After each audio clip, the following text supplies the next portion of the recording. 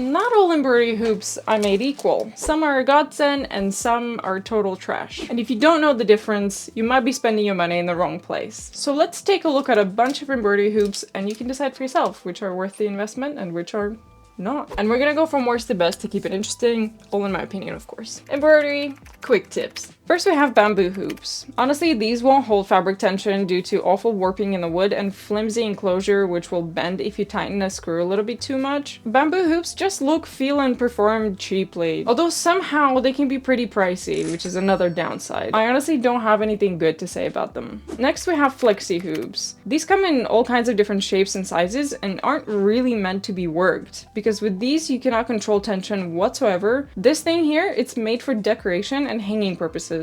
Nothing else. They're also a pain in the butt to put together, honestly. The only good thing I can say about them is that you can easily turn this vertical oval hoop into a horizontal one. Just about the only thing that you can control here. Number 3. Spring tension hoops. These are arguably the worst. I don't know why I didn't put them in the first place, but these are definitely the worst. This is how you work them. By squeezing this metal wire to release. And this gap here, to me, that's not good. Control over tension, non-existent. And honestly, these handles are gonna be in the way. Plus, it's really hard to hold this thing without putting pressure on the fabric. It's so thin, so uncomfortable. 0 out of 10. Next, we have plastic hoops. These babies will hold your fabric tension nicely, thanks to the molded edges. Take a look. They just snap in and allow for very, very little movement. The enclosure is not always nice, but because the hoop is plastic, you can squeeze a lot of tension into it without damage. One downside to plastic hoops in general is that they mostly come in really ugly colors. Like,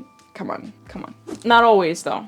Not always. You can sometimes bump into pretty nice muted colors too. Number 5, unbranded wooden hoops. Generally they're lightweight and kind of flimsy, made of all sorts of woods, sometimes soft woods, which is a crime, honestly. And with these, there are no guarantees of any kind of decent performance. If you're lucky, you can potentially find an acceptable quality hoop which won't have a brand, but it is so rare. And what are the chances that you'll be able to find another one just like that in the future?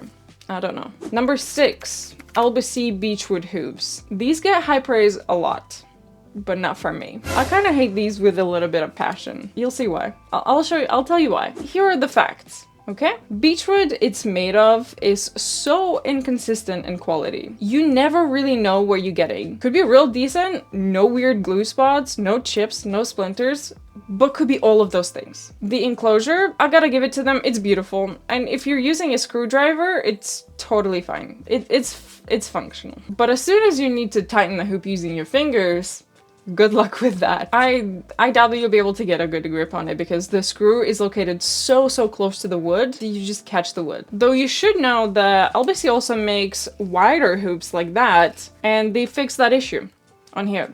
Look, why can't you use this enclosure on here? I don't understand. It's the same hoop. Anyway, moving on to the last one. Nurge Beechwood hoops. It is definitely my favorite embroidery hoop.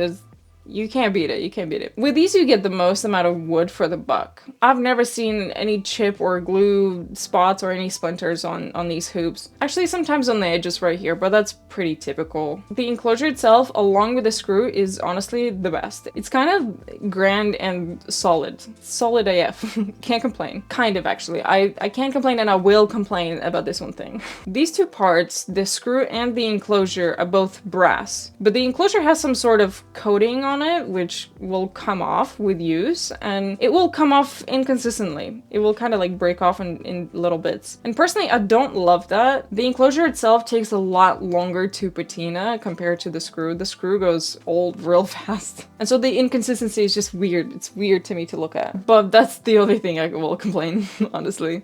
These hoops are amazing. You should absolutely add to cart. Check out high resolution images of all of these different hoops, along with more information about them, brand names, and the links where to get the best ones in the description.